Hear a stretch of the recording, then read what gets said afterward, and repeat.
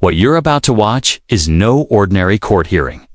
This is the preliminary examination of Cody Lee. Jolly Ann's inmate accused of violently assaulting a correctional officer inside Washtenaw County Jail.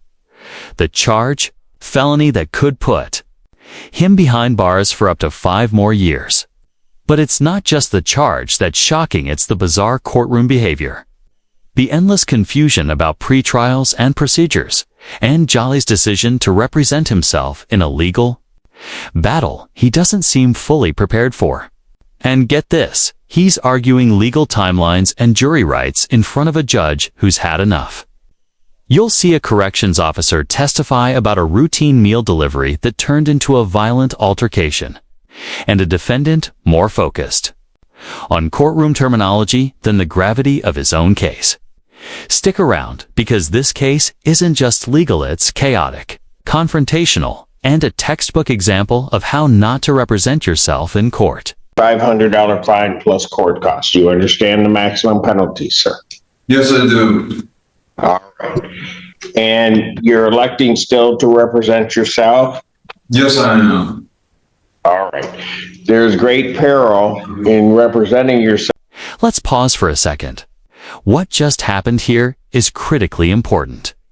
The judge just clarified that Cody Jolly is facing a felony charge that carries a potential sentence of up to 5 years in prison and a $2,500 fine plus court costs. And yet, despite that serious penalty, Jolly insists on representing himself.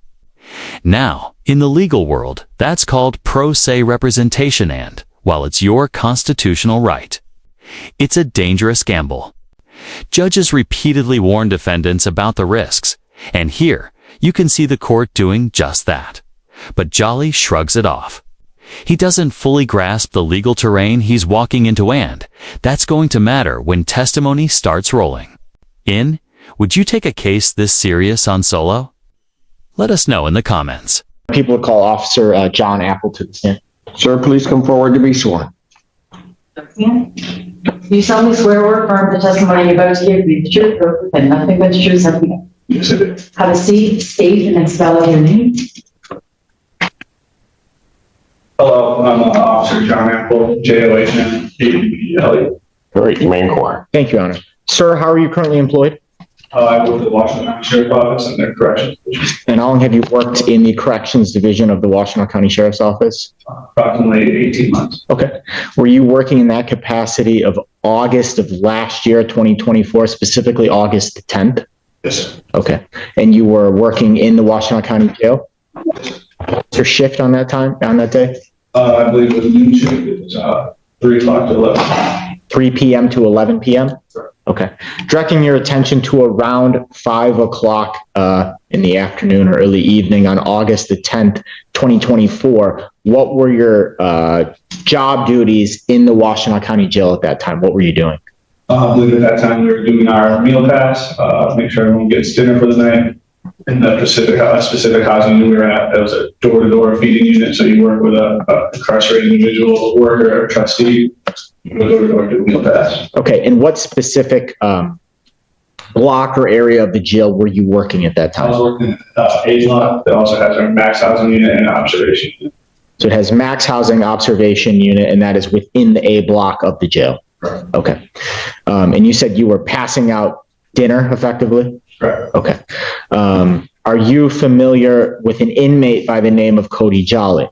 I am, sir. Was that individual housed on that block at that time? He was. Okay. I don't know, Your Honor, is the screen that in front of Officer Apple the same screen that we're seeing, or is that screen black? It should be this. Okay. Well, no, he is. Yes, he is seeing what we're, I guess, primarily that the one that's moving. Okay. Is the one that he's seeing. Right? Officer Apple, can you identify anyone on the screen in front of you that you recognize from that date of August 10th, 2024? I can't, sir. I see an incarcerated individual, Cody Jolly. Okay. And can you describe what they're wearing on the screen so we know who you're talking about? Orange pants and a white long sleeve t-shirt. Thank you. Your Honor, may the record reflect identification of defendant Cody Jolly. Record shall so reflect without objection. So Mr. Jolly was housed on A block and that's where you were passing out meals on August the 10th of 2024? Yes, sir. Okay. What, if anything, occurred when you had an interaction with Mr. Jolly on that date and time? When I approached his door and breached his door to pass him his dinner for the night, he asked me if he could have another tray. He was sitting on his bed in the unit at the time. I told him that, you know, if I have any extras, I'll circle back to him. And when I turned to collect a beverage for him, he began to stand up, and I believed that he was coming to approach me to grab his drink. But at that point in time, he began to strike me in my head and face area. We got in a bit of a scuffle. I tried to gain control of Mr. Jolly. He kept delivering strikes to me. So I delivered strikes back in self-defense. Was able to gain control of Mr. Jolly to the point where I could get back to my radio and essentially call for backup. And the jail called an available officer call. Okay. And I'm going to just unpack that a little bit, Officer Apple. So you passed Mr. Jolly his tray of food, Right. and then you had turned to retrieve the beverage from the cart. Right. And This is the turning point of the case. According to Officer Apple, a simple dinner tray delivery escalated into a physical attack. The officer claims Jolly stood up and punched him in the head multiple times, forcing him to respond with strikes in self-defense. Now, let's be clear. This isn't just a fight. This is an alleged assault on a correctional officer while the defendant was in lawful custody. That changes everything. Under Michigan law, that transforms the situation into a felony. Plus, there were no other officers present, meaning it's this officer's word versus the defendant's. Caught in the heat of chaos, this part of the testimony holds in trial, Jolly is going to have a very steep hill to climb, especially with no legal representation to challenge the evidence. above your eye, is that a yes? Yes, sir. Thank you. After he struck you a few times, you were able to basically strike him back in self-defense and eventually get control over Mr. Jolly. Is that fair to say? Yes, sir. Okay. Did other jail staff respond to assist? Once I got control of Mr. Jolly and was able to get back to my radio, during the scuffle, I got knocked off as well as my glasses. So I was on top of Mr. Jolly at the time, was able to recover my radio and get that call out, and then other officers did respond. Okay. Did you suffer any sort of injuries from this? Superficial injuries, bruising, soreness, no long-term search for anything. I did get sent out to St. Joe's at the time, or the Trinity Health emergency room, and then I had to do a follow-up, make sure I didn't have a concussion or anything before I could return to work. Okay. And just so we're clear, the Washtenaw County Jail, is that located, I can never get this right, is that technically in the city of Ann Arbor? No, Pittsfield Township. Okay. In Washtenaw County. Yes, sir. Thank you. I have no further questions. All right. Okay, Mr. Jolly, do you have any questions for Officer Apple? No, I do not. Not at this time. You have no questions? Not at this time. It's pre-trial right now at this time. All right. Your Honor, I have no redirect. I have no further witnesses, and the people would rest. All right, you may step down, sir. All right. Mr. Jolly, do you have any witnesses that you'd like to call? I do not. Just to remember, this is pre-trial, correct? Well, it's a preliminary examination, Mr. Jolly. Okay. All right. I was told it was pre-trial, led to the last court date, and then you told me you were rescheduling it for pre-trial, and so I don't know where we're at in the process. It was my understanding these last two have been pre-trial. No, they were PCC and then your preliminary examination, sir. And today is your preliminary examination. Okay, so okay. So what is my next one then? Well, I don't know yet. Okay. Do you have any witnesses that you want to call today? No, I do not. I just Okay. Do I have a motion? So, Your Honor, my question was that it's been over a year and I'm just trying to get to pretrial. And my understanding was these last two cases were both pretrial. It's been over a year. And for some reason we still haven't got to pretrial yet. Can I ask you why? Well, I can tell you that you had a competency. Here's where things start to unravel. Jolly seems genuinely confused about what kind of hearing he's attending. He repeatedly refers to this as a pretrial, when in fact, the judge has told him more than once it's a preliminary examination. Why does that matter? Because mixing those up shows a lack of understanding about the legal process when you're representing yourself. That confusion can cost you dearly. The judge tries to clarify, but Jolly presses on with motions, jury trial demands, and scheduling questions that frankly derail the flow. It's clear that this courtroom isn't just a place for justice, it's become a stage for legal missteps. What do you think is Jolly trying to stall? Or is he simply out of his depth? Where was that cart located? It was just off my right, so it was almost right in front of the door. I had an inmate worker helping me pass trays at the time, so I turned to him to get the cut. As I faced Mr. Jolly, he began to stand up. Like I said, I believe he was coming to meet me halfway for the beverage, and he began to strike. Okay. Other than yourself and the inmate who was assisting you, were there any other corrections officers in that area at that time? No, sir. Okay. Did Mr. Jolly say anything to you as he stood up and began, I guess, to kind of advance towards you? No, sir. Okay. You said he struck you in your face. Correct. Do you have any idea approximately how many times? 3 to 4 times. Okay. Do you recall, was that closed fist, open fist, slap? Can you give us any detail? Close fit. So it was kind of towards the top left side of my head and my face. And I had my glasses off. Okay, so kind of, you said left side of your head. To that. I didn't hear him. Could you say that one more time? Pardon? I didn't hear what he had said.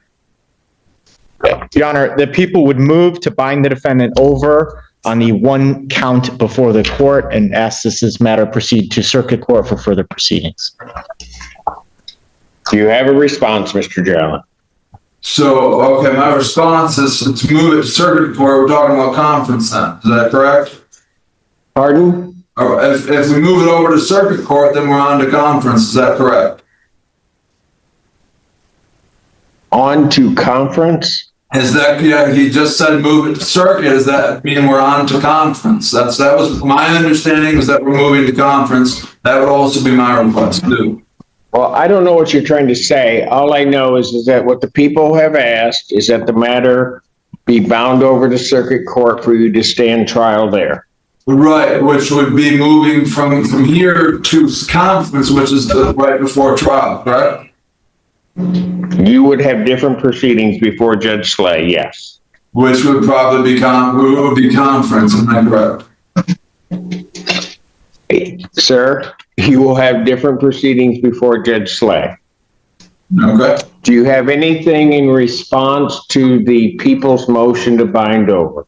You know, I would prefer, my response is to prefer to move on to conference. That would be my response to that. And I also have my own, I would like to request again, I put in the motions for jury trial, a 12-person jury trial. And I also put in my motion for 45-day speedy trial. I am also requesting those as well again here today.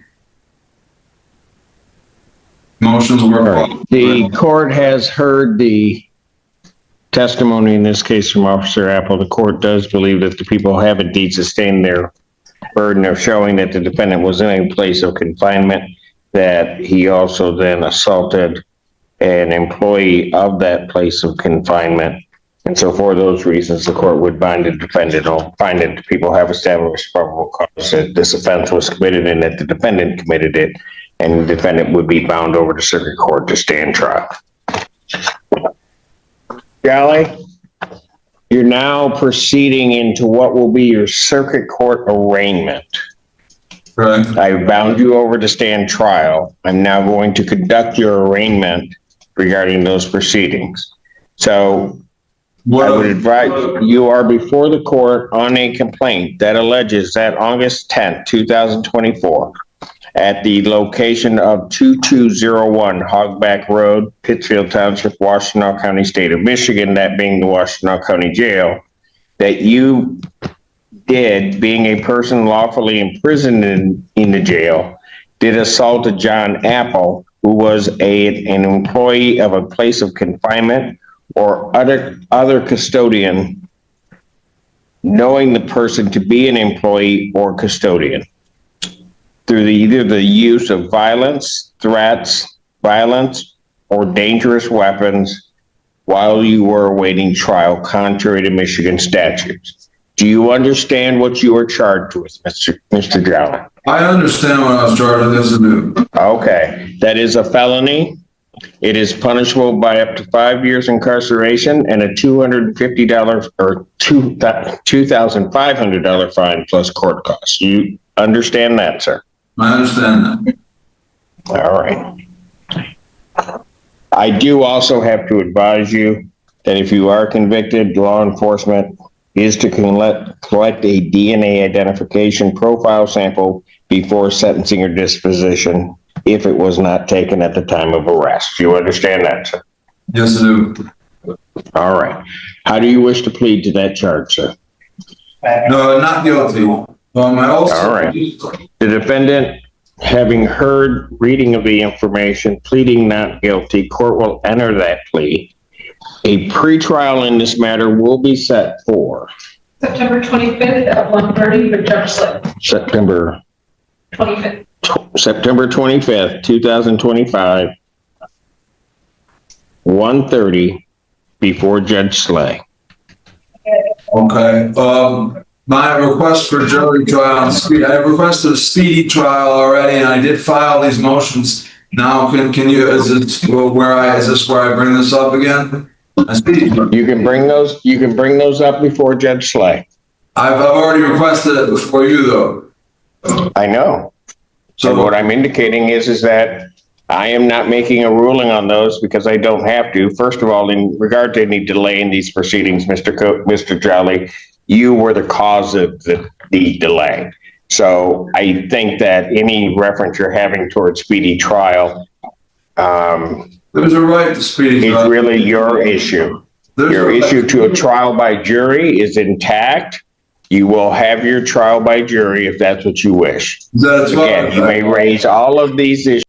And there you have it, Cody Jolly's preliminary. Examination ends with the judge binding him over to circuit court to stand trial. The charges are serious: assaulting a corrections officer while in custody, and the court found probable cause to proceed. Despite confusion about the process, Jolly pushed for a 12-person jury and a speedy trial claims that were acknowledged, but ultimately deferred to Judge Slay in the next phase. The judge makes it crystal clear: delays in this case were caused by Jolly's own conduct, not the court. Now, he heads toward arraignment and trial, still without legal counsel. If you found this case as wild and eye-opening as we did, make sure to hit that like button. Share your thoughts in the comments, especially if you think he should have hired a lawyer, and don't forget to subscribe for more jaw-dropping courtroom breakdowns.